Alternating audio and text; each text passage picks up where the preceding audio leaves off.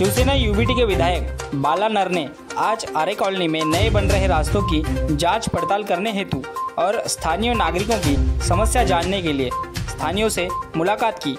जो भी रास्तों का काम निचले स्तर का हुआ होगा उन ठेकेदारों पर उचित कार्रवाई भी की जाएगी, ऐसा बाला नर ने कहा। तो आइए नज़र डालते हैं मुंबई न्यूज़ की इस खास रिपोर्ट पर। आज आपण आमदार बाला नर यांच्याशी बोलूया। यांचे जे आलेले आहे पाणी दौरा चालू आहे, यांचं जे लोक आहेत स्थानीय त्यांचं काय प्रॉब्लेम आहे त्यांच्या मागणीसाठी हे लोक आले। तसं काय म्हणाला आपण आता सध्या पाणी दौरा करतायत?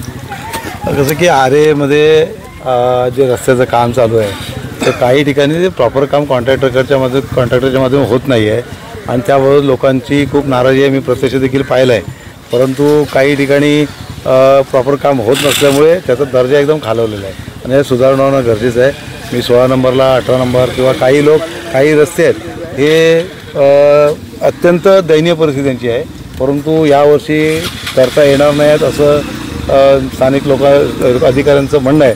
परंतु जे गरजेचं आहे आणि पावसाळ्यामध्ये किंवा आतासुद्धा लोकांना अत्यंत त्रास सहन करावा लागतो ते रस्ते करणे गरजेचं आहे। त्यासाठी संबंधित सर्व अधिकाऱ्यांबरोबर बसून बैठक घेऊन जे अत्यंत गरजेचं आहे कसं प्राधान्य करावं लागेल ते बघण्याचा प्रयत्न करणं गरजेचं आहे। मी ते करतो।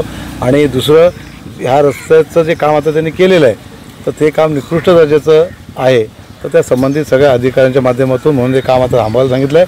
सगळ्या अधिकाऱ्यांसमोर आणून त्याची हे करून त्याचं सुधारणा करणं गरजेचं। अधिकाऱ्यांचं म्हणणं आहे असं आम्ही नियमाप्रमाणे काम कॉन्ट्रॅक्टरने केलं आहे, परंतु याचा रिझल्ट 2 महिन्यानंतरच कळणार आहे आणि 2 महिन्यानंतर याचं काही मुदत संपणार नाही आहे, तेव्हा कळेल खरं। आणि खऱ्या अर्थाने जेव्हा अधिकारीसुद्धा याच्यात दुर्लक्ष करणार आहेत तर त्याचे परिणाम त्या अधिकाऱ्यांना भोगायला लागतील।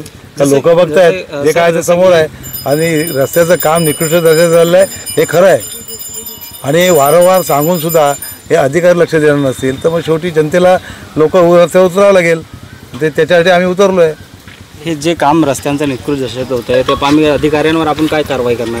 निश्चितपणे त्यांची कारवाई जबाबदारी त्यांचीच आहे, काही शेवटी जनतेचा पैसा आहे, जनतेची सुविधा काम चांगलं सक्षमपणे करून घेणं ही त्यांची जबाबदारी आहे आणि ती जर करत नसतील तर त्याचे परिणाम त्यांना भोगावे लागतील, ते करावंच लागेल।